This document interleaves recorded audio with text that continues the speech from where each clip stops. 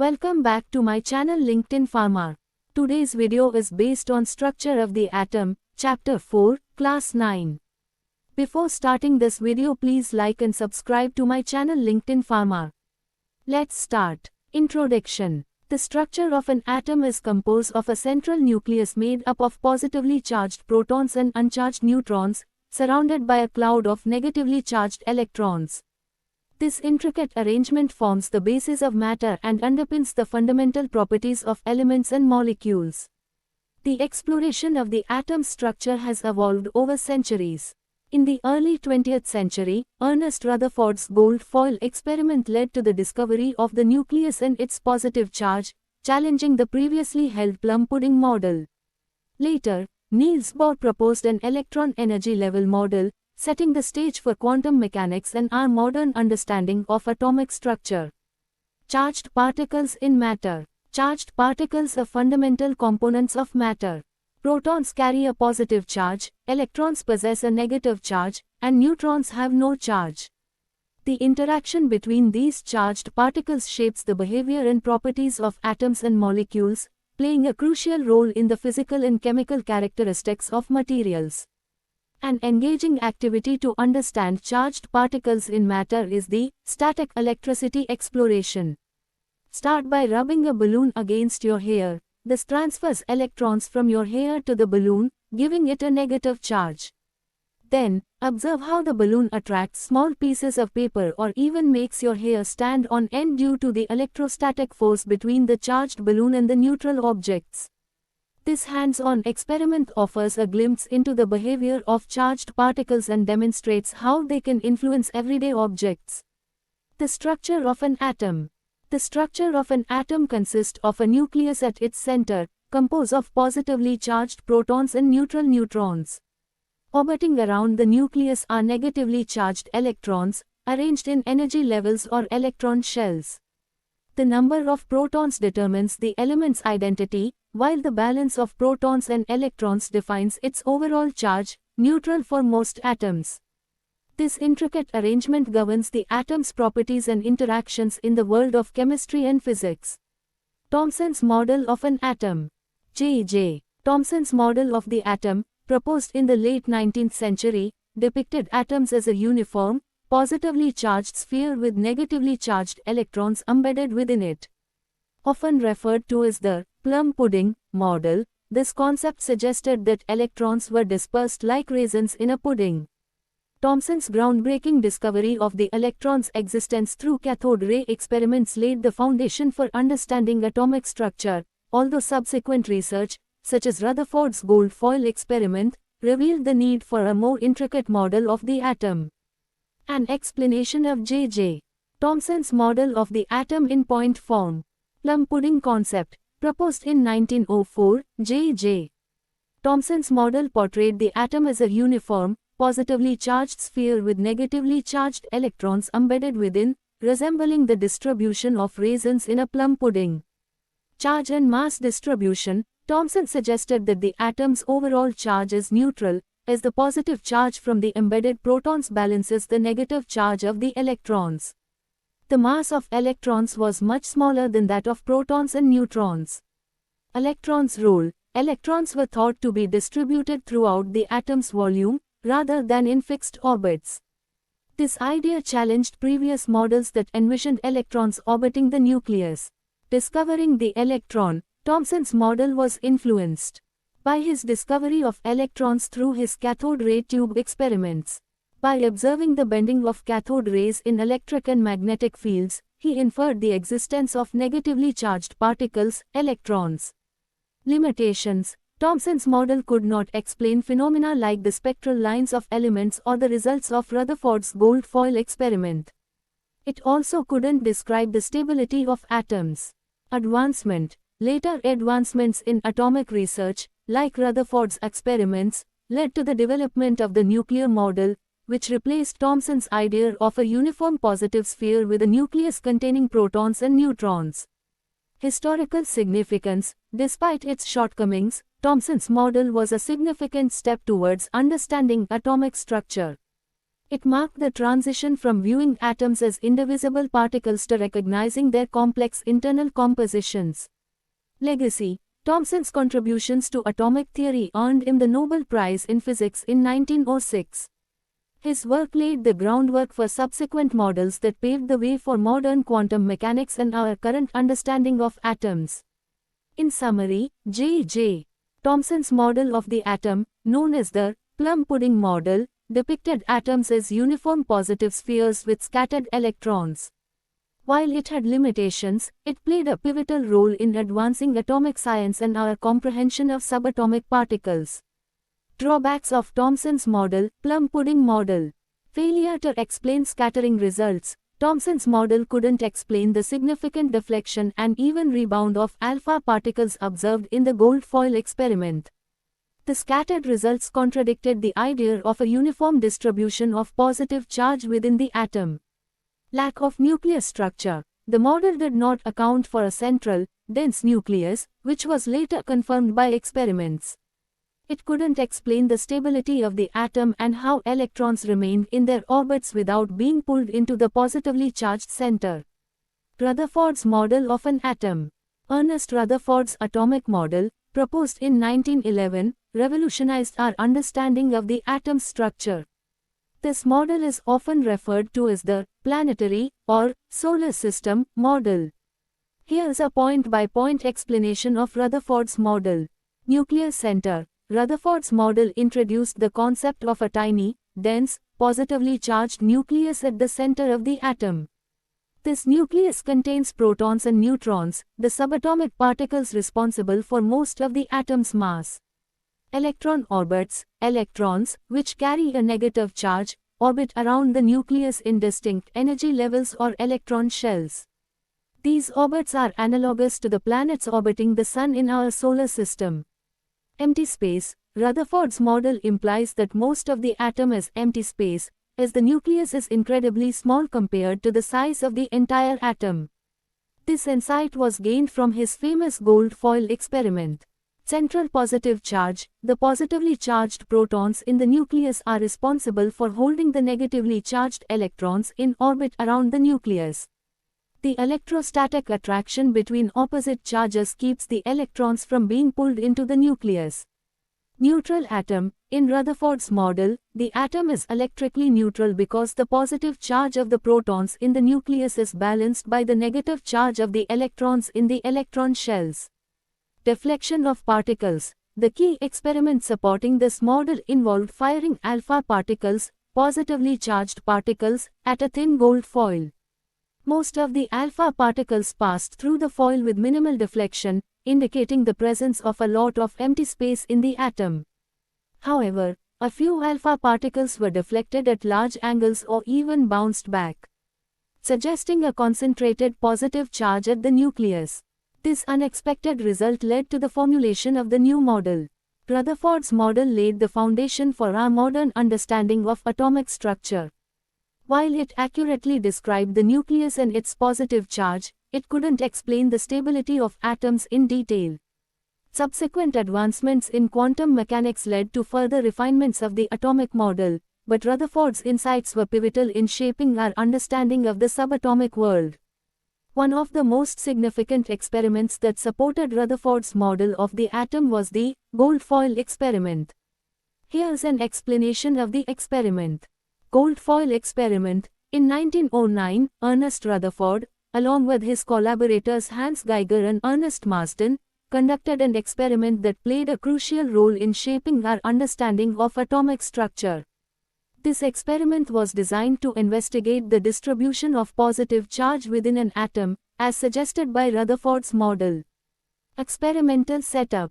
1. A thin sheet of gold foil was taken, which was just a few atoms thick. 2. A beam of alpha particles, positively charged particles, was directed towards the gold foil. 3. Surrounding the gold foil was a fluorescent screen that would light up when struck by the alpha particles. Expected outcome. According to Thomson's model, Thomson's plum pudding model of the atom suggested that the positive charge and the negatively charged electrons were uniformly distributed throughout the atom. Therefore, the alpha particles should pass through the gold foil with only minor deflections, as they encountered the dispersed positive charge within the atom. Actual observation: contrary to expectations, most alpha particles passed through the gold foil with little deflection, as predicted. However, a small fraction of alpha particles were significantly deflected, and some even rebounded back in the direction from which they came. This unexpected result puzzled the researchers. Interpretation and significance: Rutherford and his team interpreted the deflection and rebound of alpha particles as evidence that most of the atom is empty space, and the positive charge is concentrated in a tiny, dense nucleus at the center of the atom. The few alpha particles that were deflected or bounced back experienced close encounters with the positively charged nucleus, leading to significant deviations from their initial paths.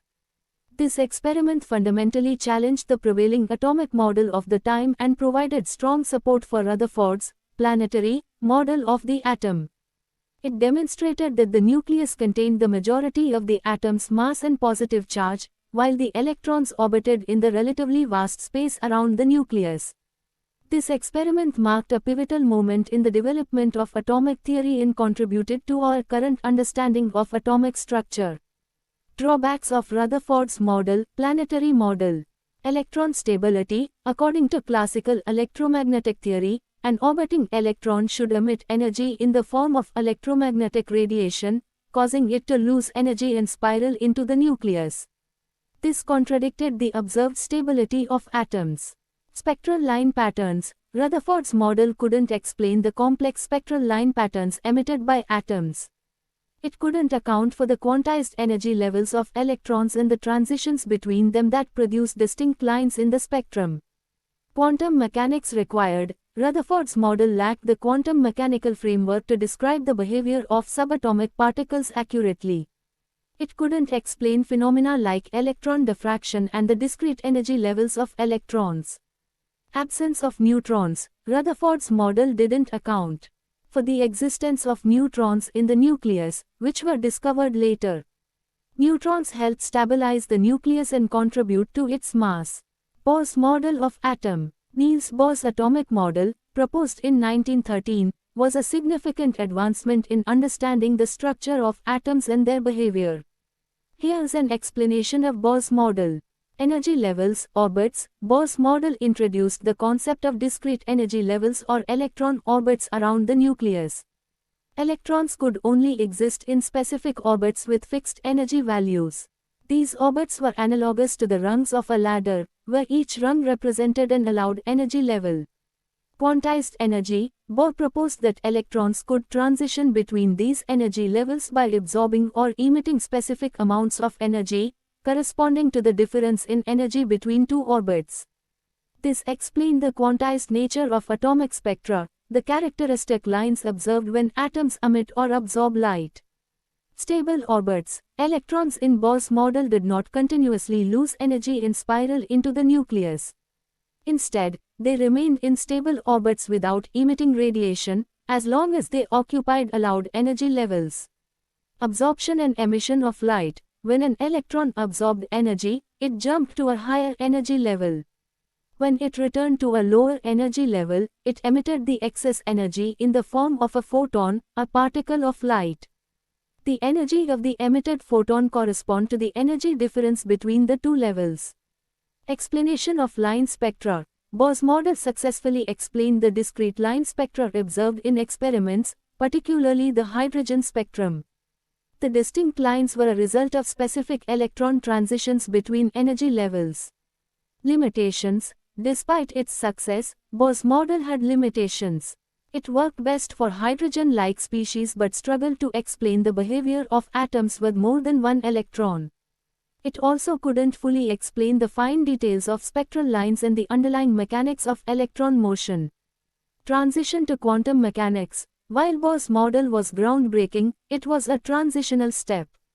The model paved the way for the development of quantum mechanics, which provided a more comprehensive understanding of atomic behavior and the wave-like nature of electrons. In summary, Bohr's model introduced the concept of quantized energy levels and explained the observed line spectra in a simple and intuitive way. However, it was an intermediate model on the path to the modern quantum mechanical model, which provides a more accurate description of the behavior of subatomic particles. Neutrons. Neutrons are subatomic particles that are found within the nucleus of an atom. They are one of the three fundamental particles that make up atoms, the other two being protons and electrons. Charge and mass. Neutrons are electrically neutral, meaning they have no net electrical charge. This neutrality distinguishes them from protons, which carry a positive charge, and electrons, which carry a negative charge. In terms of mass, neutrons are slightly heavier than protons. Both protons and neutrons have approximately the same mass, and they are collectively known as nucleons. Role in the nucleus. Neutrons play a crucial role in the stability and structure of the atomic nucleus. Protons and neutrons are held together within the nucleus by the strong nuclear force, which overcomes the electromagnetic repulsion between positively charged protons. The presence of neutrons helps to counteract this repulsion, contributing to the overall stability of the nucleus. The number of protons in the nucleus determines the element's identity, while the combined number of protons and neutrons determines the atomic mass of the element's various. Isotopes. Isotopes are different forms of an element that have the same number of protons but varying numbers of neutrons. This means isotopes of the same element have the same chemical properties but different atomic masses. Isotopes can have different physical properties, stability, and uses. For example, some isotopes of elements are radioactive and undergo decay, releasing energy over time.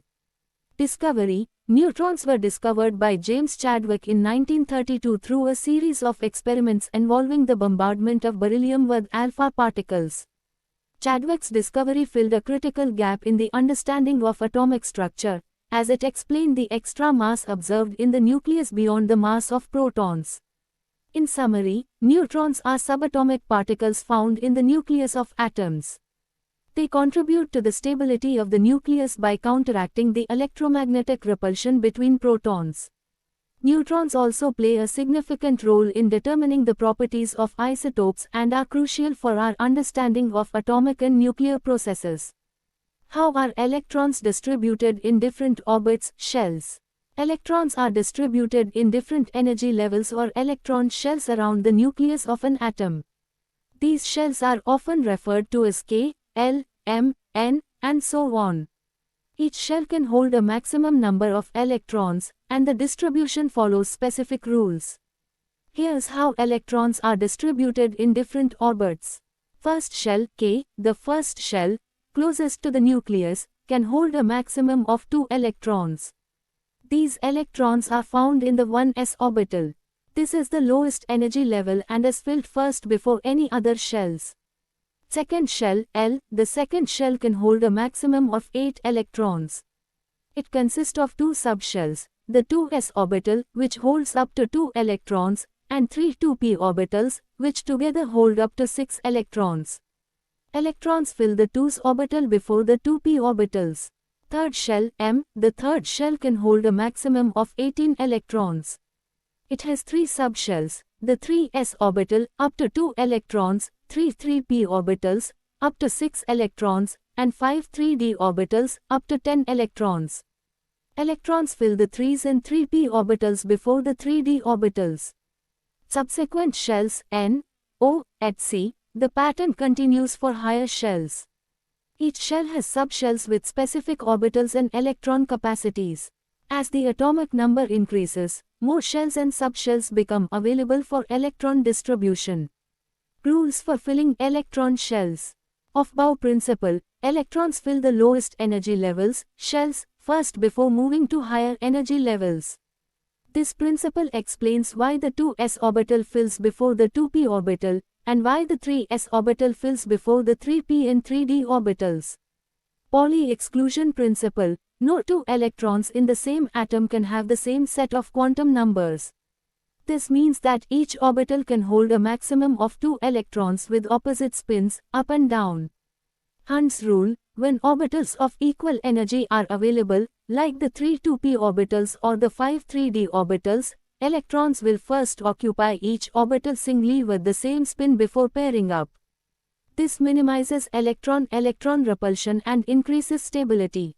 The distribution of electrons in different shells and subshells is fundamental to understanding the chemical properties and behavior of atoms. It determines how atoms bond, interact, and form molecules. Valency. Valency, also spelled as valence, refers to the capacity of an atom to form chemical bonds with other atoms. It indicates the number of electrons an atom can gain, lose, or share to achieve a stable electron configuration and reach a more energetically favorable state. Valency is a fundamental concept in understanding how atoms combine to form molecules and compounds. Key points about valency. Valence electrons. Valency is primarily determined by the number of electrons in the outermost energy level, electron shell, of an atom. These electrons are called valence electrons. Stable electron configuration. Atoms tend to be most stable when their outermost energy level is either full, for noble gases, or contains 8 electrons, known as the octet rule, which resembles the electron configuration of noble gases. Valency reflects the tendency of atoms to gain, lose, or share electrons to achieve this stable configuration. Valency values. The valency of an atom is often represented by a whole number that indicates how many electrons the atom can either lose or gain to achieve a stable configuration. For example, sodium has a valency of 1 because it can lose 1 electron to attain a stable configuration like that of neon. Similarly, oxygen has a valency of 2 because it can gain 2 electrons to achieve a stable configuration like that of neon. Ionic and covalent bonds. Valency plays a significant role in the formation of chemical bonds. Atoms with different valencies can form ionic bonds by transferring electrons to form ions, or covalent bonds by sharing electrons. Variable valency. Some elements can exhibit different valencies depending on the conditions and the compounds they form. This is particularly common in transition metals, where the valency can vary depending on the specific compound. Chemical reactions. Valency is essential in predicting how elements will react with each other to form compounds. The interaction of valence electrons determines the reactivity and chemical behavior of elements. In summary, valency is a measure of an atom's ability to form chemical bonds based on the number of electrons in its outermost energy level. It is a key factor in understanding the properties of elements and how they combine to create the diverse array of compounds found in the natural world. Valency activity. Building ionic compounds. Materials needed. Colored beads or buttons, representing atoms, string or wire, representing chemical bonds. Objective. To understand how valency influences the formation of ionic compounds. Instructions. Choose elements. Assign different colors to represent various elements. For example, red beads can represent oxygen, blue beads can represent sodium, green beads can represent chlorine. Determine valency. Research or provide information about the valency of the chosen elements. For instance, sodium has a valency of 1, oxygen has a valency of 2, and chlorine has a valency of 1. Build ionic compounds. Begin by selecting an element with a valency of 1, examples, sodium, and stringing one bead onto the wire. Next, select an element with a valency of 2, examples, oxygen, and string 2 beads of that color. Attach the valency 1 element to one side of the valency 2 element using the wire. This represents the formation of an ionic bond. Repeat the process using other elements and their respective valencies to create more compounds. Discuss results. Analyze the compounds you've created and discuss how valency influenced their formation. Explore different combinations of elements with varying valencies and observe the patterns in the compounds formed. Extension. Covalent compounds. Using a similar approach, create covalent compounds by representing shared electrons using the string or wire to connect beads of different colors. Discuss how valency influences the number of bonds that can be formed in covalent compounds. Examples. Sodium chloride. Sodium has a valency of 1, chlorine has a valency of 1. Connect one Na bead to one Cl bead using the wire to show the formation of NaCl. Calcium oxide. Calcium has a valency of 2, oxygen has a valency of 2. String 2 Ca beads and 2 O beads. Connect one Ca bead to one O bead using the wire to represent CaO. Water. Hydrogen has a valency of 1, oxygen has a valency of 2. String 2 H beads and 1 O bead. Connect each H bead to the O bead using the wire to show H2O. This hands-on activity helps visualize how valency influences the bonding and arrangement of atoms in compounds. It provides a tangible way to understand the principles of chemical bonding and the formation of various types of compounds. Electron distribution in various shells. Let's take the example of oxygen to illustrate the electron distribution in its various electron shells. Oxygen. Atomic number 8. Oxygen has an atomic number of 8, which means it has 8 electrons. These electrons are distributed in different electron shells following the rules of electron configuration. First shell, K. The first shell can hold a maximum of 2 electrons. Oxygen 1s orbital is filled with 2 electrons. Second shell, L. The second shell can hold a maximum of 8 electrons. Oxygen 2s orbital is filled with 2 electrons. Oxygen 2p orbitals are filled with 4 electrons, each p orbital contains 1 electron. So, the electron distribution for oxygen is as follows. First shell, K, 2 electrons, 1s2. Second shell, L, 6 electrons, 2s2, 2p4. The electron distribution in various shells determines the chemical properties and behavior of oxygen. It also reflects the stability of the atom, as the outermost shell is not fully filled. Oxygen tends to form compounds by gaining 2 electrons to achieve a stable octet configuration, like that of neon. This example demonstrates how electron distribution in different shells provides insights into the arrangement of electrons around the nucleus and guides the formation of chemical bonds and interactions. Atomic number and mass number. Atomic number. The atomic number of an element is the number of protons found in the nucleus of its atoms. It is a unique identifier for each element and determines its chemical properties. In a neutral atom, the number of protons is equal to the number of electrons, ensuring that the atom has no net electrical charge. The atomic number is typically represented by the symbol Z. For example, in the element carbon, the atomic number is 6. This means carbon atoms have 6 protons in their nuclei. Mass number. The mass number of an atom is the sum of its protons and neutrons. It gives the approximate mass of the atom and is denoted by the symbol A. Since protons and neutrons have similar masses, the mass number is a good approximation of the atom's total mass.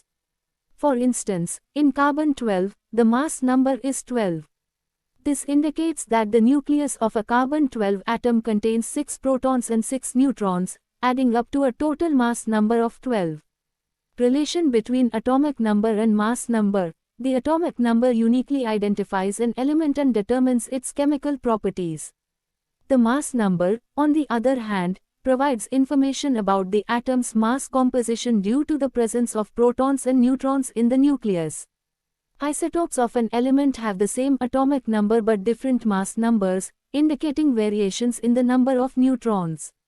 In a compact notation, the element symbol is written with the mass number as a superscript on the left and the atomic number is a subscript on the left. For example, carbon-12 is written as 12C. In summary, the atomic number indicates the number of protons and defines the element, while the mass number is the sum of protons and neutrons, giving the approximate mass of the atom. Together, these numbers provide essential information about an element's identity and atomic composition. Isotopes. Isotopes are variants of a chemical element that have the same number of protons, and therefore the same atomic number, but different numbers of neutrons in their nuclei. This results in varying mass numbers for the same element. Isotopes of an element exhibit similar chemical behavior due to their identical number of protons and electrons, but they can have different physical properties and may behave differently in certain contexts. Key points about isotopes. Same atomic number. Isotopes of an element have the same number of protons, which defines the element's identity in chemical properties. This means they have the same atomic number. Different mass number. Isotopes differ in their mass numbers, which is the sum of protons and neutrons in the nucleus. The variation in the number of neutrons results in different mass numbers for each isotope. Naming convention. Isotopes are often named using the element's name followed by the mass number. For example, carbon-12, written as 12C, and carbon-14 are two isotopes of carbon. The number indicates the mass number, while the letter represents the element's symbol. Occurrence. Isotopes are naturally occurring and can be found in different proportions in nature. Some isotopes are stable and do not undergo radioactive decay, while others are radioactive and spontaneously undergo decay, emitting radiation over time. Uses. Isotopes have various applications in science, industry, and medicine. Radioactive isotopes are used in radiometric dating to determine the age of materials, in medical imaging and treatments, and in tracing chemical reactions and biological processes. Stability. The stability of an isotope depends on the balance between the number of protons and neutrons. Isotopes with an excessive number of neutrons compared to protons can be unstable and undergo radioactive decay to achieve a more balanced configuration. Examples of isotopes. Hydrogen. Hydrogen-1, known as protium, is the most common isotope of hydrogen. Hydrogen-2, also called deuterium, has 1 neutron, and hydrogen-3, known as tritium, has 2 neutrons. Carbon. Carbon-12 is the most abundant isotope of carbon, while carbon-14 is radioactive and is used in radiocarbon dating. Uranium. Uranium has several isotopes, including uranium-235, which is used as fuel in nuclear reactors, and uranium-238, which is more abundant but not as easily fissionable. In summary, isotopes are variants of an element that have the same number of protons but different numbers of neutrons. They play a crucial role in various scientific and practical applications and offer insights into atomic structure, stability, and decay. Applications of isotopes. Isotopes have a wide range of applications in various fields of science, industry, medicine, and technology. Their distinct properties and behaviors make them valuable tools for understanding processes, tracing materials, and improving our daily lives. Here are some notable applications. 1. Radiometric dating. Isotopes with known decay rates, such as carbon-14, are used in radiometric dating to determine the age of fossils, artifacts, and geological samples. This technique helps archaeologists and geologists piece together the history of Earth and its inhabitants.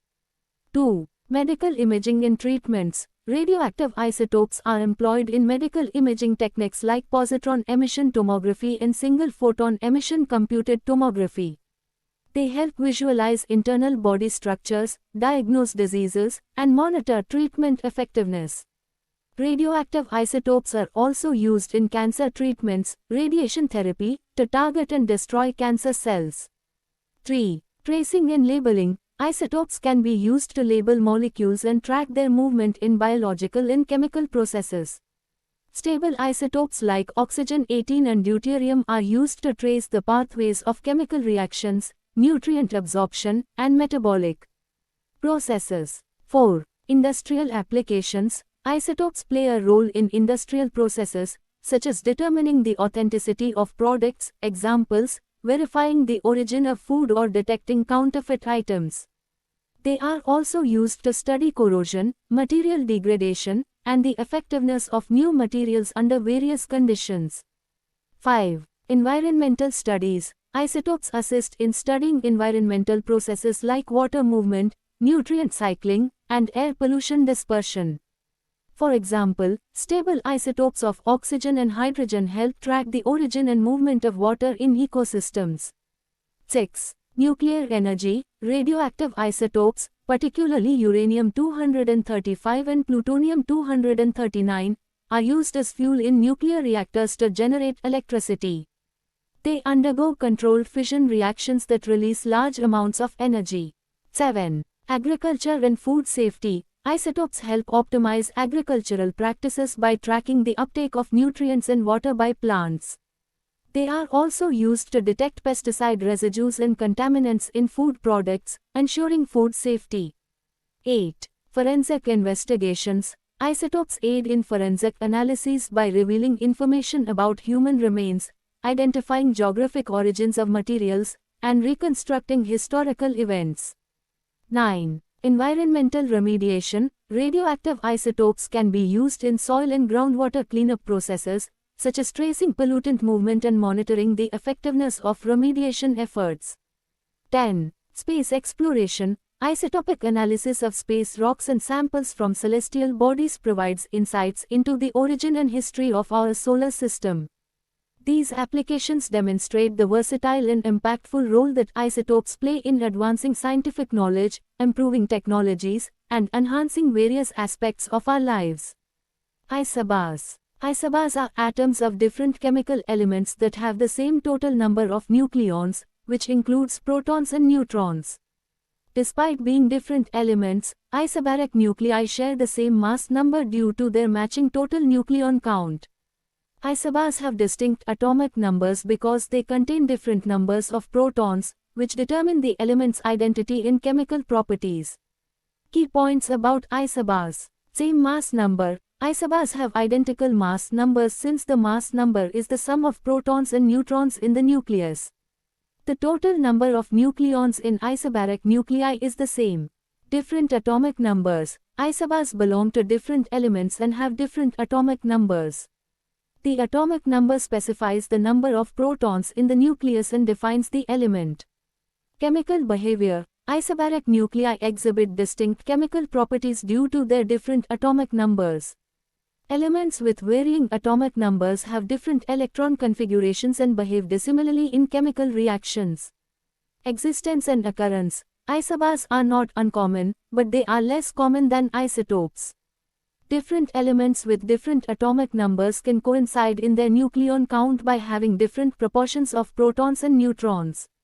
Use in nuclear physics. Isobars provide insights into nuclear structure and the interplay between protons and neutrons within the nucleus.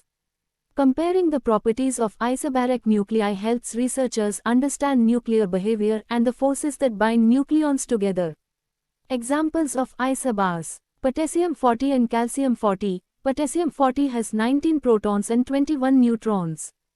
Calcium-40 has 20 protons and 20 neutrons. Despite being different elements, both have a mass number of 40. Chlorine-36 and sulfur-36. Chlorine-36 has 17 protons and 19 neutrons. Sulfur-36 has 16 protons and 20 neutrons. Both have a mass number of 36. These examples highlight the concept of isobars, nuclei with different atomic numbers but the same mass number due to their matching total nucleon count. Isobars provide an interesting perspective on the diversity of nuclear structures and the ways in which protons and neutrons interact within atomic nuclei. Thank you for watching.